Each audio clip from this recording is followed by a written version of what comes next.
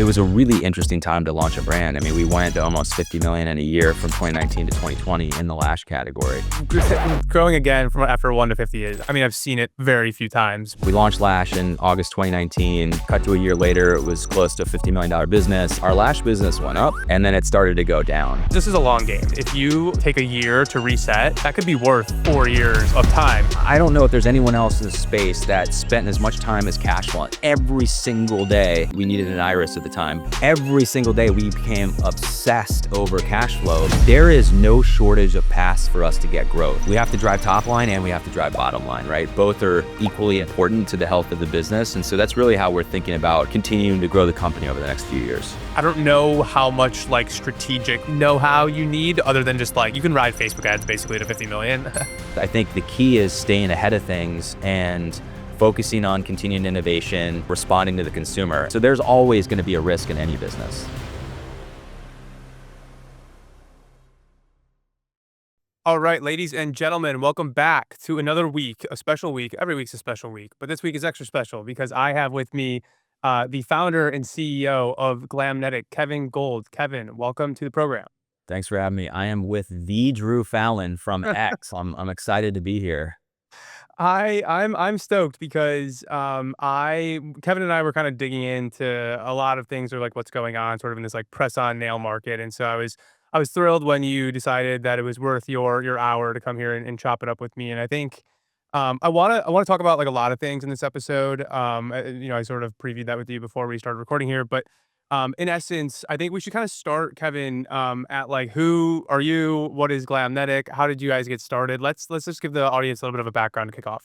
Yeah, give you a quick background. So grew up in North Carolina, moved to LA when I was 21, landed a gig in the Mailroom at WME Entertainment, which is a big talent agency for Very anyone nice, that yeah. used to watch Entourage back in the day. It was very much like that. I think that was a heightened version of the agency world, but kind of the natural progression when you're at an agency is you start literally in the mailroom. This is back in like 2009. Like literally in the mailroom. Pushing a mail cart because this is kind Okay. of during the transition into, actors were still reading script, like actual physical scripts we'd have to go deliver to them and not on iPads yet. After you get out of the mailroom, you become an assistant. Okay. And you basically work for an agent or a few different agents. So over the course of I was an assistant for 3 years, from 21 to 24. I worked for 4 different agents, and the disadvantage of it is you get your ass kicked and you're not getting paid any money. The advantage of it is that you're learning the ins and outs of the entertainment world. You're gaining lots of relationships in this Rolodex. You're seeing how deals are cut because you're on every single call with the agent. And while I was there, I got super intrigued and interested in Silicon Valley. And so Okay. this is when like TechCrunch was having its moment, back early, early Yeah. 2010. And I would read all these articles and like, wow, this is incredible. So I started flying up to Silicon Valley on the weekends and I was cold emailing these founders. And I'm like, hey, I'm an assistant at WME. I have a lot of entertainment relationships. I'd love to meet with you and see if I could be helpful. And at the same time, the influencer world was kind of coming to be, and this is like early days of YouTube. And I got really Yeah. intrigued by that. And so I ended up leaving WME, starting the company, where there were really 2 sides to it. For a long time, I was like the guy that was the connector between Silicon Valley startups and the entertainment world and kind of helping them structure equity deals and partnerships. Oh, And interesting. Okay. and the other side was managing big YouTubers and influencers. And so I was in that space for almost 10 years. And then it was a great business. It was a service business, but I wanted to start building, my own brands. And I had angel invested in a business called BeautyCon around 10 years ago, which was like Okay. think of it as like a Super Bowl meets Coachella for beauty. I showed up at this event, Like Cosmoprof kind of. a little less like Cosmoprof, a little more like what Ulta Beauty World is now, what they're doing, where think Okay. of it as a convergence of influencers, consumers, and cool brands all mashed into one place. And long story short, it opened my eyes to beauty. I kind of fell in love with the space and how it Yeah. lent itself really well to influencers. I met my 2 co-founders who were the first 2 employees at ColourPop to start a brand called I&H Hair, which is a hair extension and hair care brand. Okay. And the next year I met Anne, my co-founder on Glamnetic in 2019. and we launched Glamnetic, and then, there's a lot more to the story than that, but the rest is history. Well, and so you started when you met Anne, what you said 2019 is when you met her? I met her in 2019, and she was at the time developing, magnetic lashes. Yeah, yeah. 'Cause Um, that's how you guys started. yeah, we started as a magnetic lash business, so it launched in August of 2019, and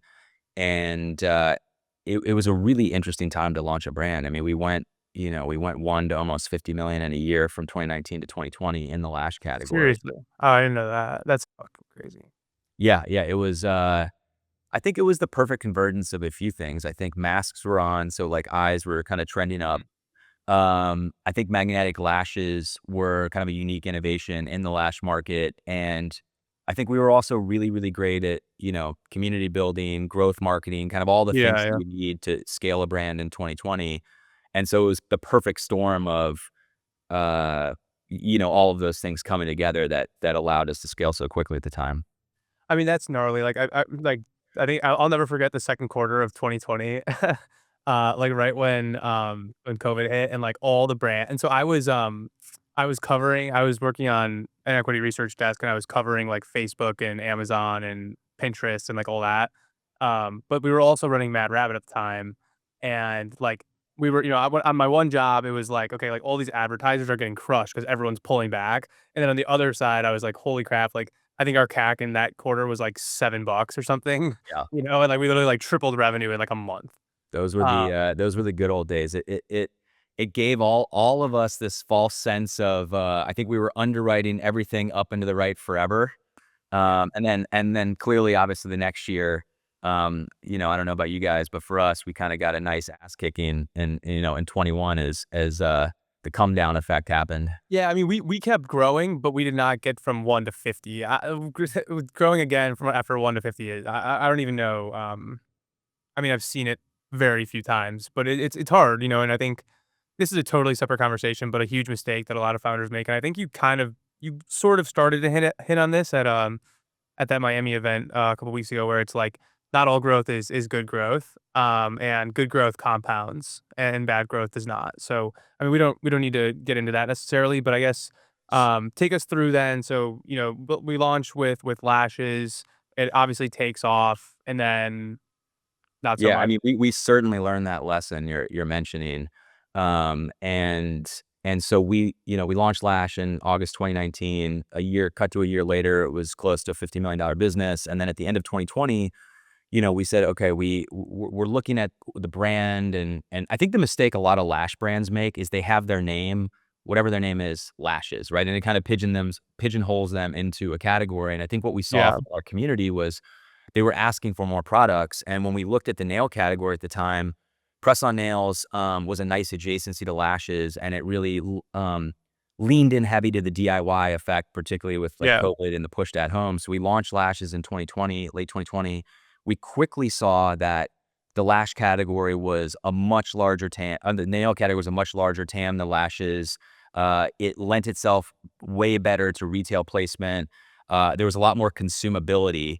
But then something also was happening at the time that also kind of naturally made this decision a little easier. Was our lash business went up and then it started to go down, right? right. And we kind of saw the writing on the wall that we weren't going to be able to scale the lash business to as much as we thought, and we kind of had to make a really hard decision. Like we went up to 50, then back down to 40, then back up to 50. So we had like 3 years where it was Yeah, basically a down to flat business, and during that, we were pivoting and transitioning the business into nail, which was exciting but equally as painful at the same time. yeah.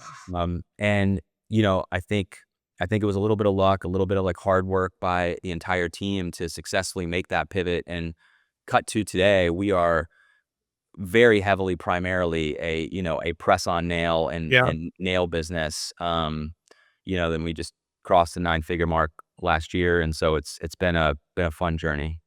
And so that I mean, just to we can maybe dwell on this for 1 second. So, like, you mentioned, like, the 3 years of, like, up and down, right? Like, so it's very I think, like, a lot of these founders, everybody, like, wants to, like, sell the business at some point, there's, like, this big dream for everybody, and so they think that you have to grow basically as quickly as possible to, like, 100 million is, like, this, weirdly psychological, benchmark.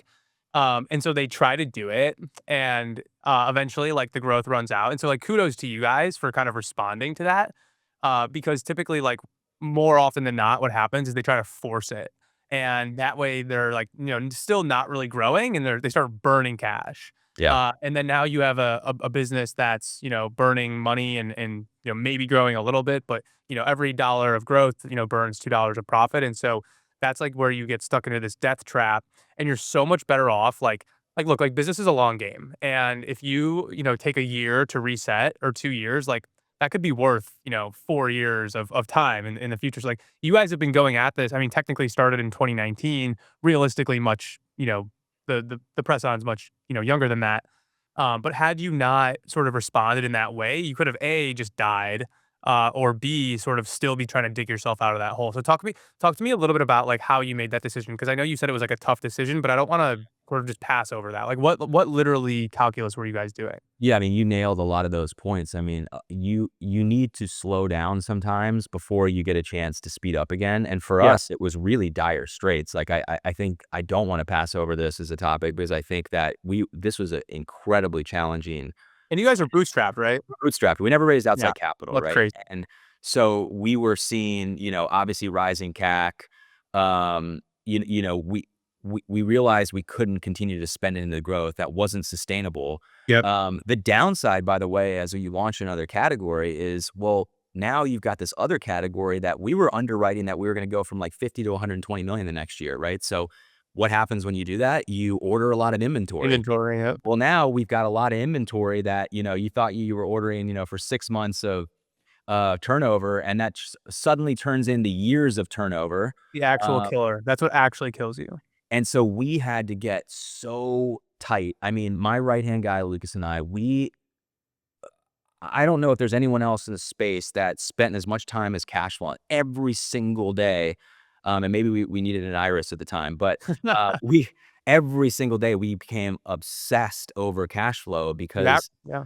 it was such a pivotal moment for the business. And I actually wrote a letter to the team. There was a really hard letter with hey, here's the state of the world of Glamnetic. And this is back in 21. And I said, Yep. I don't have all the answers, but I know what we're doing is not going to work, and we need to make a tough decision and make a new path here. And it wasn't an easy decision at the time. Like, to say that your entire business, 95% of the business at the time was lash and 5% was nail, and that we were going to intentionally deprioritize our entire business and flip it to a new category. It's Uh, ballsy. Yeah. It's it was a ballsy. very, yeah, it was a very, very, very hard decision. And Especially at that scale. Like, it's like if you're at like 50 or 40 or 30 or, whatever million, like, it's not like there's nothing there. yeah, So there's a real opportunity cost to just like running a business that does 30 million top line and yeah, 5 million of profit. So that's what you gave up. It's not like you were going and saying like, right. "Hey, we got to 2 million and hit a wall." Yeah, we got Like, to, like, 40 to 50 million and hit and like that real was all. business. Yeah. Yeah, it's a really sizable business, but the TAM and the growth was so overinflated to where it should have been, right? If you look at the TAM of lashes and you see pre-2020 COVID in 2019, and then you see the big jump in 2020, that pull forward should have never happened, right? Yeah, I just looked at that on, Google Trends, and I saw it's like it was, like, straight up and straight back down. Yeah, and I think just look around, right? I think it's sometimes you can do all this research on these TAM buildups and data and analytics, which obviously I believe in a lot and are great. But Yeah. just walk around and look at women and how many women are doing something to their lashes other than mascara? Maybe 2 out of 10, right? Yeah, How many are doing something to their nails? 8 to 9 out of 10, right? So you just purely by that you can kind of get yeah. a gut instinct on how big the market is. And sometimes it's, like, literally that simple, you know? Like, you can, like you said, sort of dive into, like, all the data and, like, do whatever, and you could pay BCG $500,000, Yeah. to make a report or whatever, but, like, at the end of the day, sometimes it's just, it's just that I wanna say obvious, but it's that intuitive. Um, so, okay, so then you launched nails in, like, really, I shouldn't say launch, but you switched to nails in 22, 23. Yeah, the nail business started to take over as a majority of the business probably in 2023. Uh, so previous to that, right, we launched it in 2020. Slowly, the category starts to grow. We also get nails into Ulta. So Ulta's been an incredible partner of ours. We have Yep. still to this day have Lash in there, and there is a business there. Okay. But the nail business is far and away, again, the main driver of the growth in there. And so once we got it into retail, into Ulta, I think both of us were really excited about the potential we saw, and Yeah. we've really expanded that since. And so I've done a bunch of research and, if you're listening to this and you follow my Substack, you would have seen, fairly detailed report. When you guys moved into nail, was it like, did you so, hindsight's 2020, obviously. I guess, like, did you think to yourself I think it's pretty clear right now, and the sort of punchline of this whole piece was, like, the share of wallet is shifting from, like, in-person salons to at-home press-ons. Was that the thesis at the time? I wish it was that clean and easy, right? I Yeah. think I think it was, a little bit of gut instinct, a little bit of us seeing that, right? I think you touched on this in your that really great write-up you did on the nail space, but, like, the quality of press-ons also was a huge contributor to 10 years ago, press-ons were not nearly at salon quality level, right? So Yeah. you could go to a salon and still get a way better, more intricate design. Press-ons are really close, if not sometimes better than salons now. And then the rising prices, and then COVID, and all of those things, and then the proliferation of TikTok as a discovery platform. So there really wasn't any one thing. And then the prioritization of Lash was it was really a forced choice. We did not in a perfect world, I would have loved to continue to grow the lash business, and I actually think there Yeah. is room for growth there down the line, but we had to make a choice. The nail market was up for grabs. That it was a really rapidly fast-growing market, and we said, "We have limited dollars to spend, and we need to put all of our efforts into becoming, Yeah. what we think is the best press-on nail brand in the entire category." And so that was a natural choice that, we were forced into, was the deprioritization of, the other category versus kind of splitting dollars. Yeah, and I think, one thing I mentioned before we started recording is, like, there's a difference between, sort of penetrating, like, these existing large, like, mature markets, and, growing and winning sort of emerging market. And this is like the sort I mean, you guys, this is maybe a more of a technology, analogy, but this is why venture capital exists. It's like this idea of, like, winner take all, and that is not typically the case in consumer, but it's a land grab in many regards because, there's all these women that are shifting from, going from salons to the press-ons, and there's, how many brands, like, and then, so fast forward maybe a year after you guys do that, or after, nails becomes, the majority of the business, and Helen of Troy, acquires Olive and June for 240 million. And at the time, I thought it was a little odd. I honestly did because I didn't know anything about the market, and honestly, I didn't know anything about this market until I started talking with you, or at least not, intimately. I thought it was an interesting deal. I think if I recall correctly, it was like November of 2024. So beauty like broadly, there was a bit of an M&A lull from 22 to 24 basically. And so, like, K18 and Aesop got acquired. And then after that for a while it was pretty light. So they were maybe one of the first ones back in a way for a big sort of strategic acquisition like that. Um and it started to really make sense to me when I started digging into it, sort of what you were saying, from the standpoint of, these emerging markets, and, Helen of Troy is a big company, but it's not like a Procter and Gamble or whatever. But those types of companies, like, they have to have exposure to these emerging markets, like, they absolutely have to. And so if you're, somebody who thinks that there's some emerging market opportunity, like, the strategic value of that is so much greater than just, like, penetrating an existing market that, like, you know, I'm like, why doesn't Procter& and Gamble just spin up a new shampoo brand, or whatever, because they can.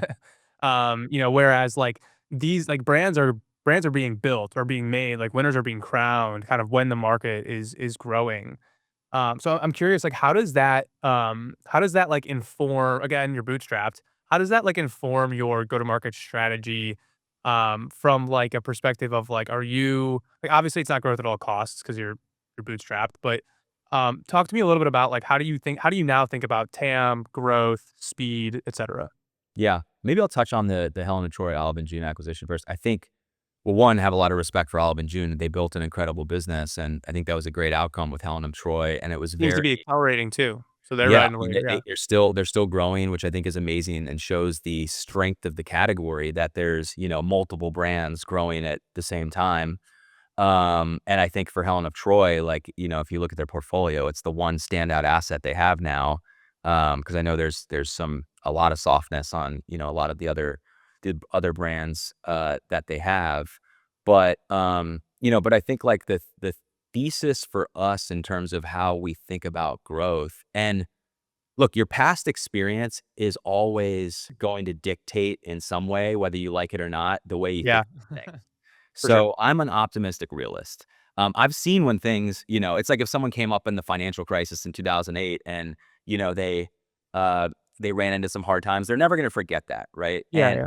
I've had to block out that I had 3 years of pain in my head to think about, going forward with Yeah. growth again. How do I not mess this up again, basically? Yeah, 100%. And so I think the best thing that came out of that is I think it's made us a lot more thoughtful in terms of the way that we operate the business. Mhm. We Right now, what we're really focused on is there is no shortage of paths for us to get growth. There's actually, I think we're lucky we're in a category where there's a plethora of different ways we can grow. I think that we have to make sure we apply a deep focus to like the 3 or 4 or 5 things that can move the needle for us over the next Yeah. couple years, and block out a lot of those like smaller or mid-sized things that can distract companies. And so that's where our head's at now. And I think that we've always tried to run it as a disciplined business where um, we we have to drive top line and we have to drive bottom line, right? Both are, Yeah. I think, equally as important to the health of the business. And so that's really how we're thinking about continuing to grow, grow the company over the next few years. And maybe just like tactically a comment I would be curious about, and like you don't feel free not to answer this question if you don't want to, but like what is working for you guys on like the sort of marketing side of things? Like there's a lot of TikTok talk at that Miami event. Like is that kind of like the focus for you guys, or what else is of mind? Yeah. I think that luckily nail is one of those categories that can work multiple places, right? It can work in D2C, it can work in retail, it can work on, Amazon. For us, D2C has always been like our uh we look at D2C on an individual P&L basis, and we look at, Mhm. you know, the business overall and the blended um, you know, percent of marketing we're spending and the blended CAC and all of those Yep, things. of course. But if you take a lens back on since we started, we spent over $100 million marketing Glamnetic since 2019. That's a lot of dollars that go into share of voice in the category. Totally. And, I'd say our 2 biggest levers or 3 biggest levers now from a marketing perspective are obviously all the paid acquisition that we're doing, which is kind of driving reach.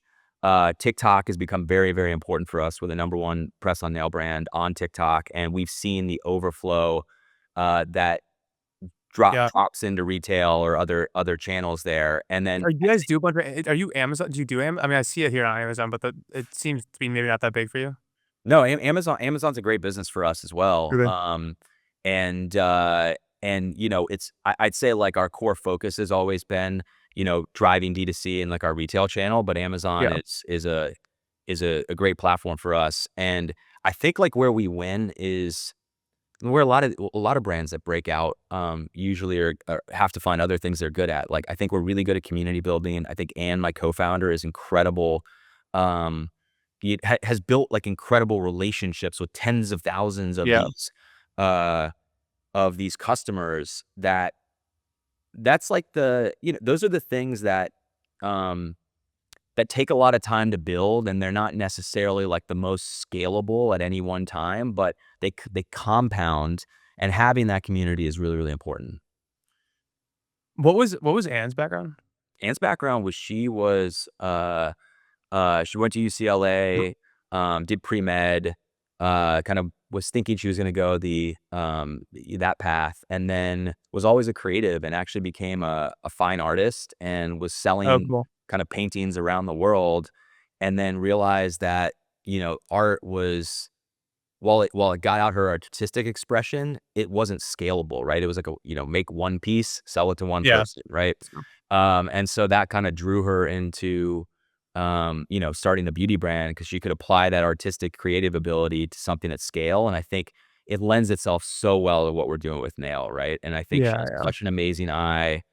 She's incredible at product, incredible at social community, and it is amazing. I think we complement each other really well in terms of our different skill sets.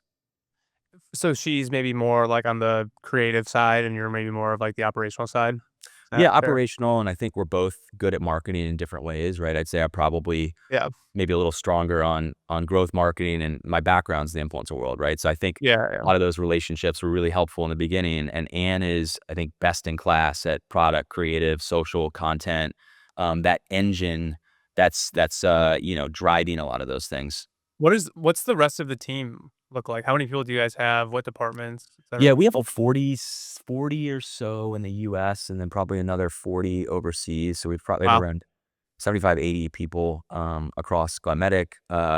We obviously have a retail team. Retail is becoming more complex as we scale, and we don't have any brokers, so we work directly with all of the Oh, wow. retailers Okay. we work with. We have obviously kind of the e-commerce, growth marketing, retention team. We've got customer experience. We have creative and design function. One interesting thing that we don't have, and we don't have a brand marketer, which people find hard to believe. Oh, really? You know, You don't have, like a even, like, a cr there's gotta be, like, a creative director or we ha something. we have our art director who's incredible, Yeah. and, Anne, I would say, is kind of like the de facto creative director, Yeah.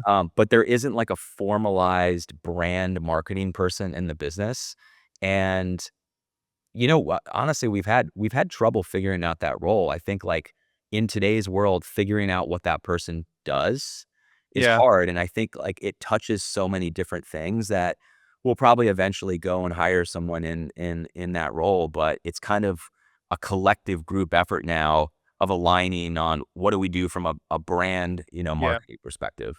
I'm a little surprised to hear that because I think it's a very nicely done brand. Do you Thank you. guys I think people would be surprised, Yeah.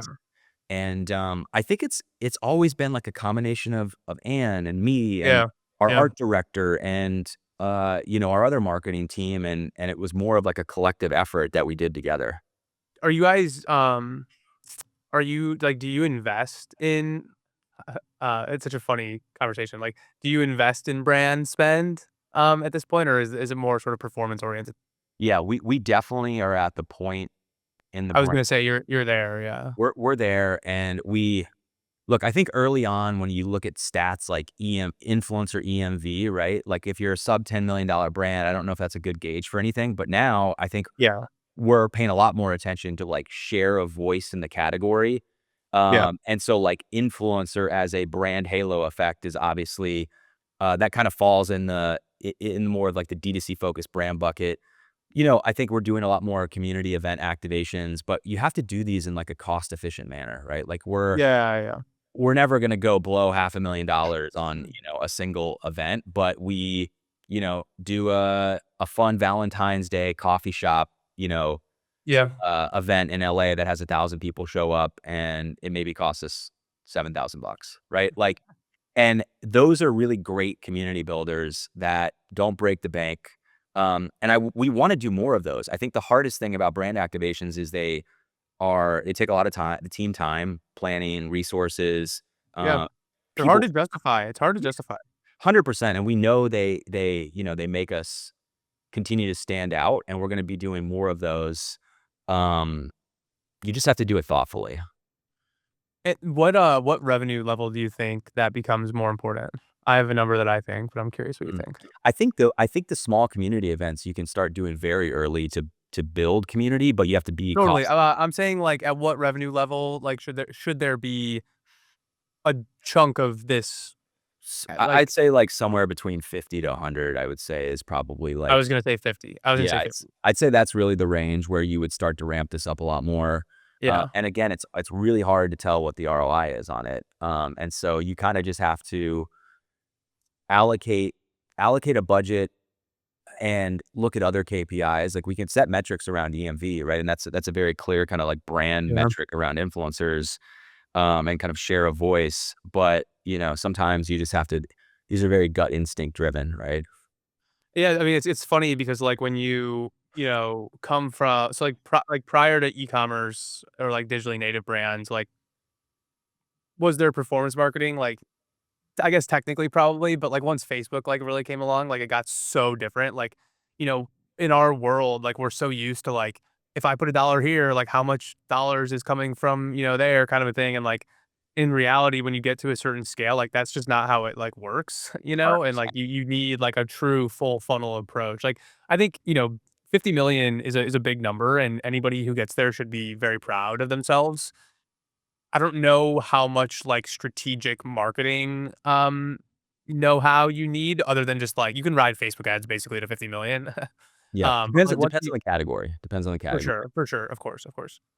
Um, but yeah, like, I think somebody somebody told me, like, Olipop, at one point, like, when they were at, like, I think, like, 100 million or so, they flipped to, like, wide majority of their spend ended up being, um, brand spend. And that's category dependent, to your point, where it's like a lot of their revenue is retail anyways, right? So it's like, they're less their consideration window is not like, "Hey, look at this and buy this now," kind of a thing.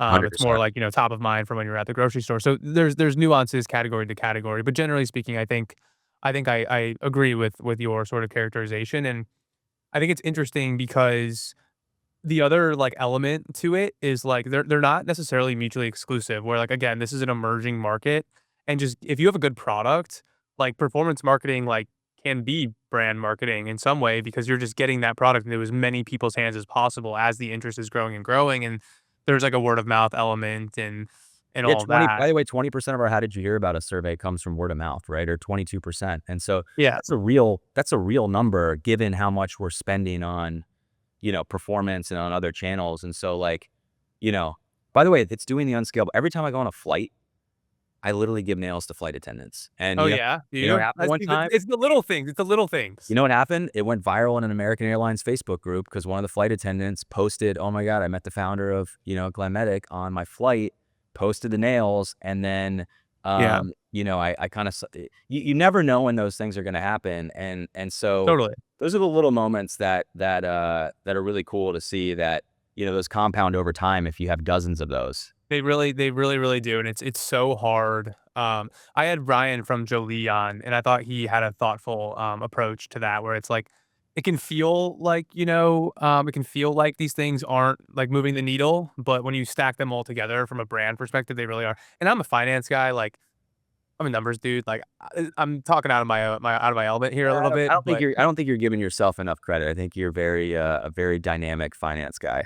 I appreciate that. I've always been, like, a closet creative. Like, I wanna be the brand, like, I love brands. I've never been able, to do that. That's the same way. But in any regard, that's great. So we're this is following the perfect timeline. So, we've established sort of, characteristics of the market, how Glamnetic sort of entered this market, how you guys started. Let's talk a little bit now about where you are and where is this all going. So, reportedly crossed the $100 million revenue mark, which snaps for Kevin, and Glamnetic, and Ann and the team. Um, that's a huge number. It's a big enough number where, I mean, Olive and June was, what, like 80 or 90 million, when they got acquired. So you don't want to get too big, but I guess I'm just kind of curious, like, how big is this opportunity? I have my own numbers here that I'll maybe, comment on in a second, but how big is the opportunity? Where is the team looking to take this thing? What do you guys want to do? Like, what's the vision? Yeah, a lot of questions to unpack there.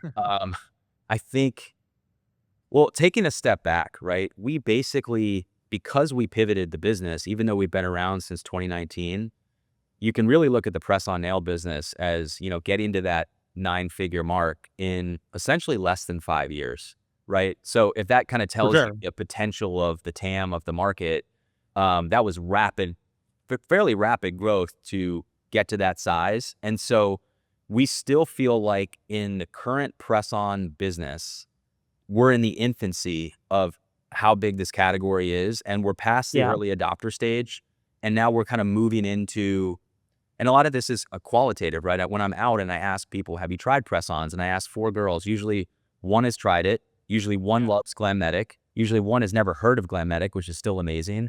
And then there's one that just is like, oh, I'm never gonna use press-ons, right? Yeah. And we're kind of in that middle bucket now. So from uh, from a market expansion standpoint, I think there's a lot of room to run into a multi-$100 million brand in press-ons. And then I think that we're going to be very thoughtful and intentional about adjacencies, Yeah. in nail these next few years. We have barely touched international, and that's obviously intentional as Yeah, well. of course. We have a Canada business. We're in, Sephora Canada. We're in Shoppers Drug Mart. We have a UK business now where we're in Boots.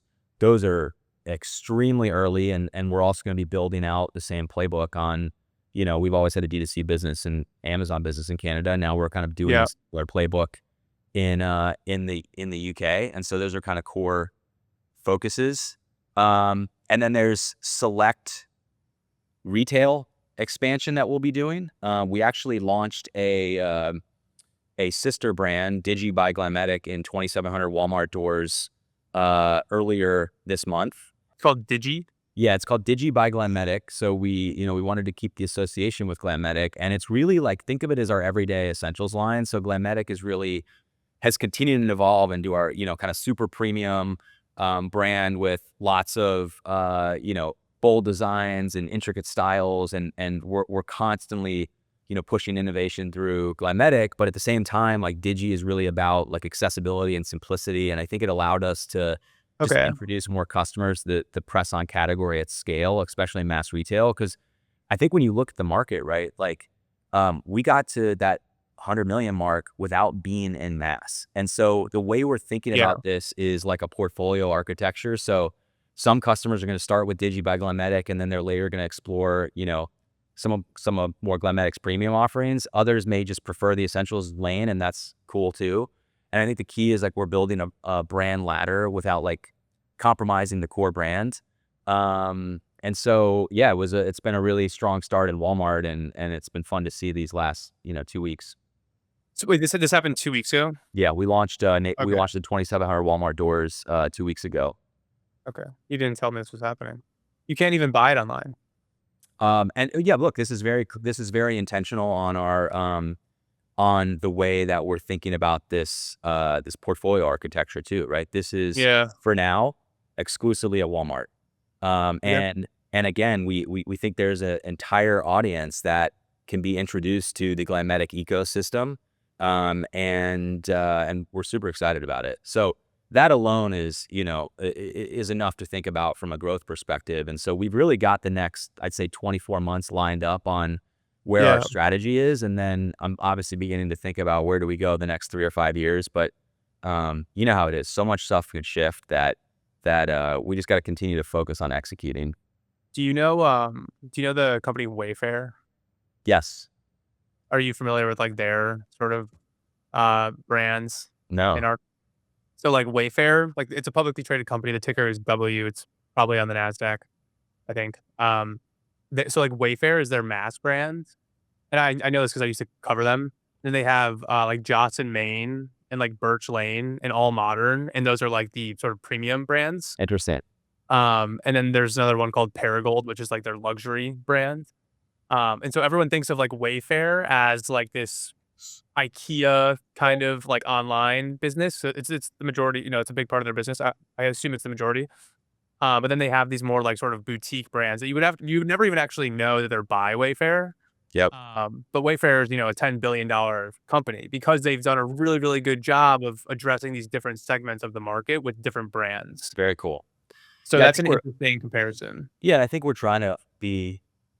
There's so much incrementality too that we haven't even tapped into, and on in just Glamnetic in general. And, the interesting thing with press-ons is there's lots of different shapes, sizes, Yeah. designs. And so there's more than enough room to just focus on a couple key things these next few years. And so if I'm gonna put on my skeptic hat, and talk about what are the risks here. I think you're concentrated on press-ons, right? Like, look, like I wrote about this, like I think it's the right bet, but like if I'm playing devil's advocate, like these, especially in beauty is notoriously fickle. Yep. And press-ons could totally stop getting adopted, and something could happen with the salons where they come back in vogue. Like it's really hard to say. And so like how do you respond to that? And like what are your thoughts around like diversification from a revenue perspective, category? Like you talked a little bit about different segments of the press on market, but is Yep. there any sort of thinking kind of beyond that market broadly? There is. I'm probably not ready to say too much yet on the other things that we're launching, because here's the Okay. thing about our category, and say anything to be, it is a hyper competitive category. I Yeah. realized, and we're at the Brutal. point now where there's a lot of when I look at the market, and maybe I'll get back to the risk in a second. There's three brands of scale in the press on category, which I think you touched on. There's Kiss, there's Olive and June, and then there's us, that I think are doing above 100 million in press on sales. And then there's this like group of challenger brands. It's funny to put us not in the not. I guess we are a challenger Yeah. brand to a Kiss, who's also has a great business. But there's this other group of challenger brands. Let's say they're doing 20 million and or less. And there's a plethora of those brands out there. And I think I respect competition a lot, and we've had but I think a lot of people look at what we're doing and try to find ways to take inspiration from it. And so I'm not Inspiration. ready to speak too much about what we're doing much longer term. But I think on the risk perspective, I think that's very fair. I think that, and we'll see some of that diversify over time naturally, but also look at beauty in general, right? Beauty is it can be a cyclical business. The color business, which is now starting to, I think, come back, had years of the clean girl look became in and then color went down. Or you look at skin, Yeah. some skincare businesses or hair care, and maybe they have a core SKU that does 80% of their sales, right? And that's a massive risk to them as Right. well. I feel a lot different than I felt about lashes, and I hope I'm right. I think that there is a real stickiness to this category. It's giving the consumer a better experience than anything else out there. Could something else come along that disrupts us? Maybe yes, and I'm sure at some point we'll have to face that. But I don't know how we fully would ever de-risk the business, just as any beauty business de-risks. I think the key is staying ahead of things and focusing on continued innovation, and responding to the consumer. And so there's always going to be a risk in any business. Oh, of course, of course. I think maybe I'll rephrase and not say de-risk, but just diversify from the state, like revenue quality, Yeah. right? People like nobody want, and I don't think this is the case for you guys, but like as an example, nobody, if you have a business that's doing $100 million in sales and it's all from one SKU, Yeah. that's not a high quality of revenue.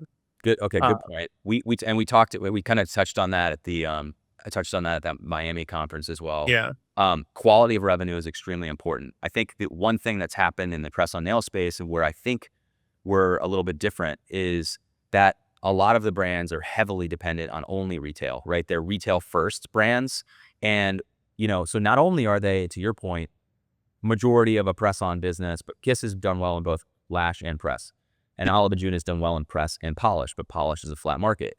Um, there's a majority of revenue tied into retailers, right? As far as I know, we are the most diversified brand in press-ons when it comes to makeup of revenue across different distribution channels, which is incredibly important in yeah, terms of uh, prediction of quality of revenue, and not having any one channel be more, be such a majority and lion's share that it creates a huge risk there. And then I think, from a diversification of a SKU perspective, I think we've done a good job on, we have a lot of the everyday staple styles. We have a lot of premium designs. There's not any one style that's, that's the lion's share of our revenue as well. So Okay. you could say that there's concentration risk in being in press-ons as the Right. as the main core driver, but there's extreme diversification across the rest of the, attributes Yeah, we look at. yeah. Yeah, I think, and, like, again, for the record, like, at this point, I've probably spent more time than anybody on this market that isn't in the market. Yeah. Um, so I agree, and I Drew, have you think tried the press-ons yet? That's gotta be the next move, man. I gotta send you some of these, you gotta put them on. Oh, man, is that part of the, I Research? guess yeah, I don't know, bro. I don't know about that. My, I think I mentioned to you, my girlfriend switched over to press out. She's actually, like, generally, I like, joke with her sometimes. I'll be like, "You should be, like, a scout for, like, private equity funds because like, everything that you do is, like, 6 months ahead of kind of, like, the mainstream, and, she started using, I don't know if there's a certain brand or not, but, she started using press-ons probably 2 years ago and hasn't really gone back, and, like, It's dude, awesome. honestly, like, probably buys press-on nails more frequently than, like, anything else that she buys, Yeah. which I is, mean, like, look, they kind of the last really last for up to 2 weeks, and then obviously yeah. once you're using here's the interesting thing with nails that's very different than any other thing I could think of in beauty. If you ever if a girl has not done her nails, right, and you say, "Hey, can I see your nails?" If it's not done, they tense up and they're like, "No, no, no, They're I can't show embarrassed, you," yeah. right?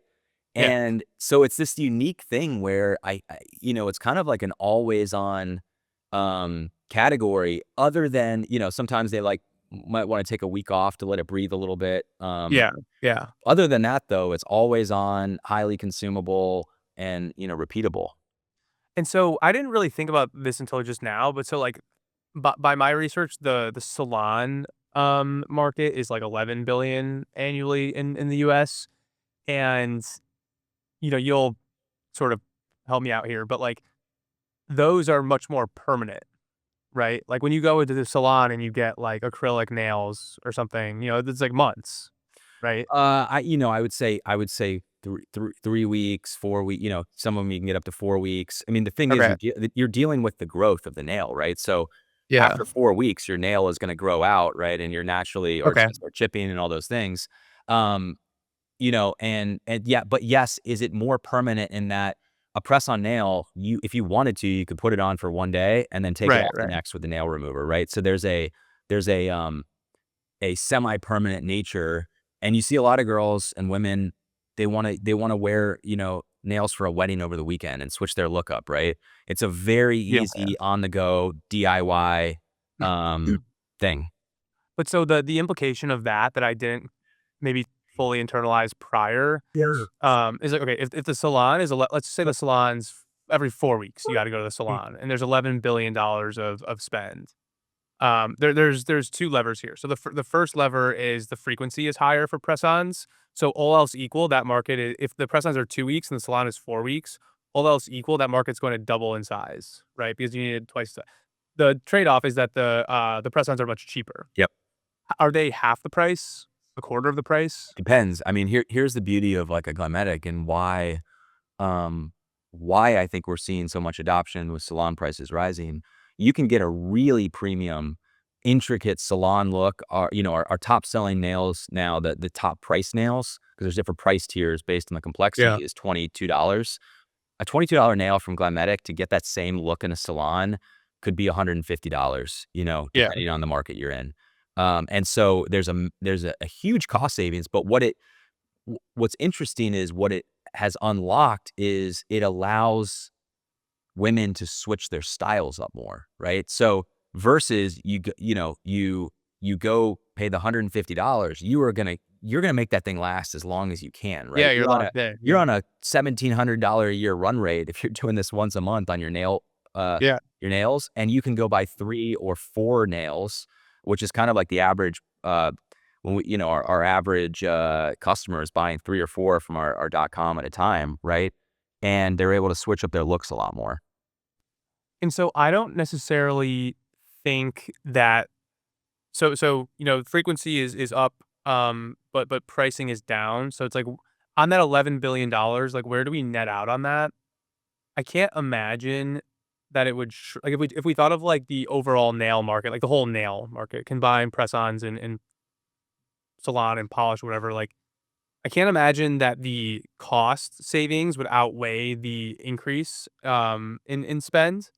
So I would imagine that I'm pretty much spitballing here, but like it would be mildly positive for the actual growth of the overall nail market. And then within that, the press-ons are, effectively dragging up the overall is basically what I'm saying. So I think that's there's kind of interesting. one thing we're maybe not we haven't touched on yet that's also really interesting though, right? You've got this core segment of, let's call it 20 something years old and above, that actually went to salons and they're switching to press-ons. Well, Gen Alpha is growing up on press-ons. They're Yeah. skipping they're not even going to a salon experience. Their first experience is watching a TikTok and seeing press-on Yeah. nails. And so the and I haven't seen any research studies yet with, like, these stats, but if I had to guess, Gen Alpha moving into the nail category, what percent are going press-on versus salon? I would think it's 80/20 press-on. Really. And so we're gonna see an entire generational shift that continues to pull forward and grow the TAM of press-ons, which, to your point, the overall nail TAM is gonna continue to grow at a couple percentage Right. points a year.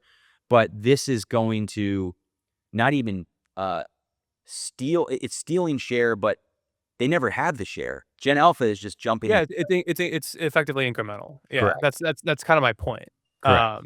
Is like this press-on sort of sub-market will grow quickly enough, to the and it doesn't necessarily matter how quickly it grows in the short term, but in the long term, how big does it get? And if it continues to grow, then it'll push up the whole category. So I just find it fascinating. It's a really interesting market. I was gonna say the other interesting thing too is, like, in 1 week, I got a text from a buddy of mine in my YPO group, and he sends me a text, and his mom, who's 70, bought press-on nails, who from our brand, she's definitely on the upper tier. The hardest people to move over are, the kind of the older generation that have been set Yeah. in their ways, right?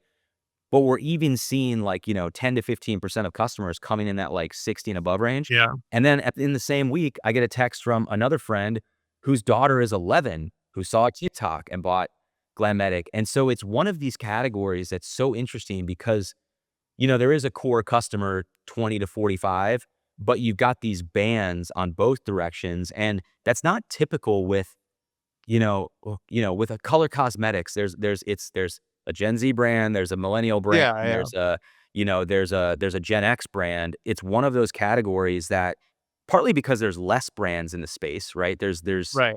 Um 'Cause it's newer, it's more emerging like that, that'll heat up. yeah, so it really spans all generations. Yeah.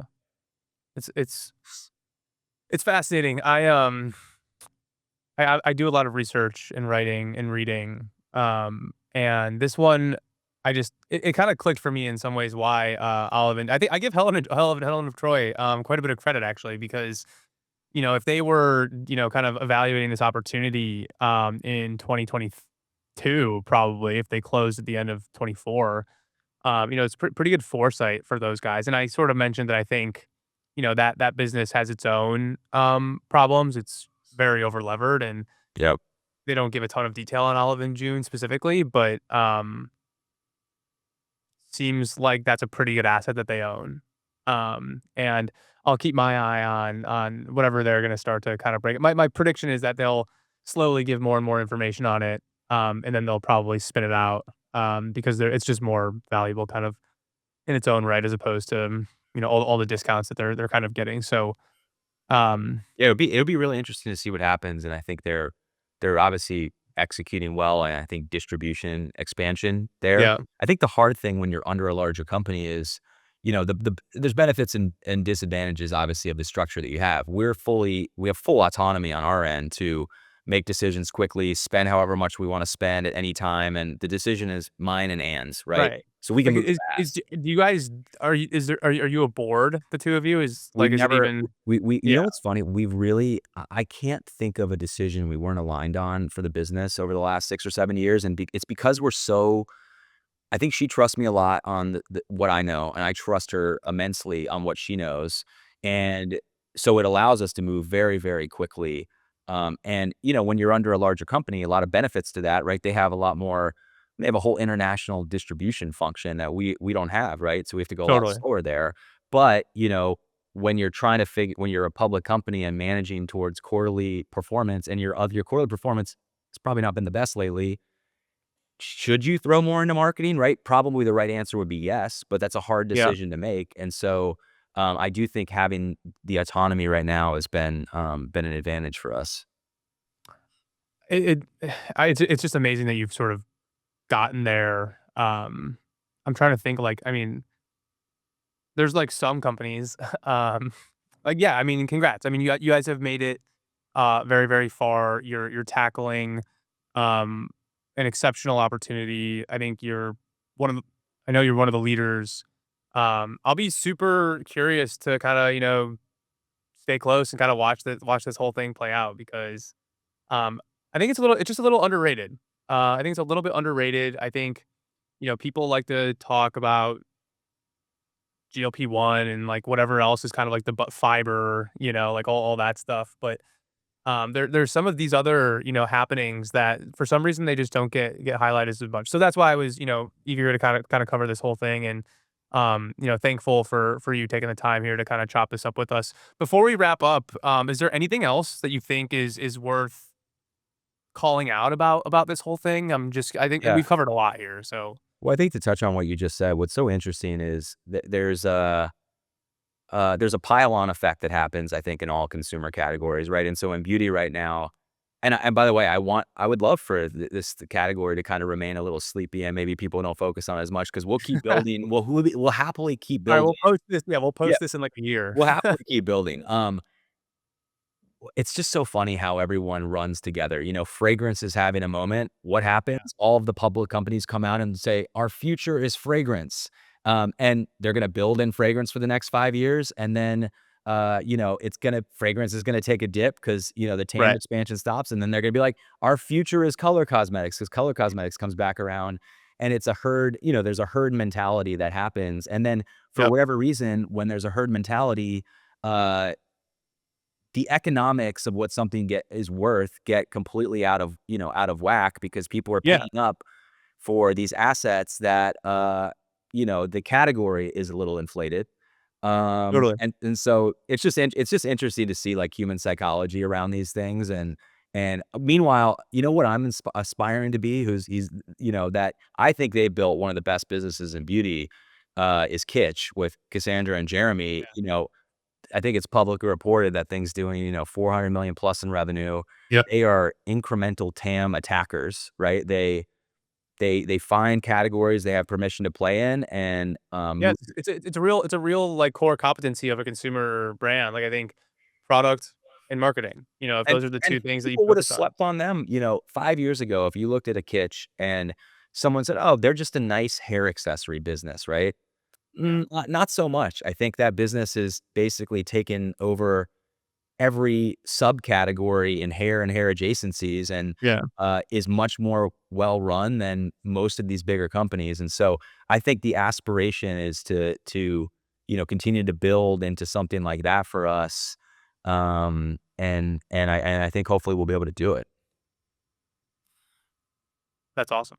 We will stay tuned, for that. So, Kevin, thank you so much for joining the program. I know you're on Twitter, maybe, like, a little bit of LinkedIn. Where can the audience find you if they wanna Yeah, connect with I'd say I'm actually the most active on probably Instagram. It's just at you? Kevin Instagram, okay. G. I'm on X here and there. I am not nearly as eloquent of a More of a writer as lurker? you are.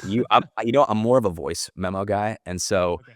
I'm better verbally than writing, and so I'll leave that to you.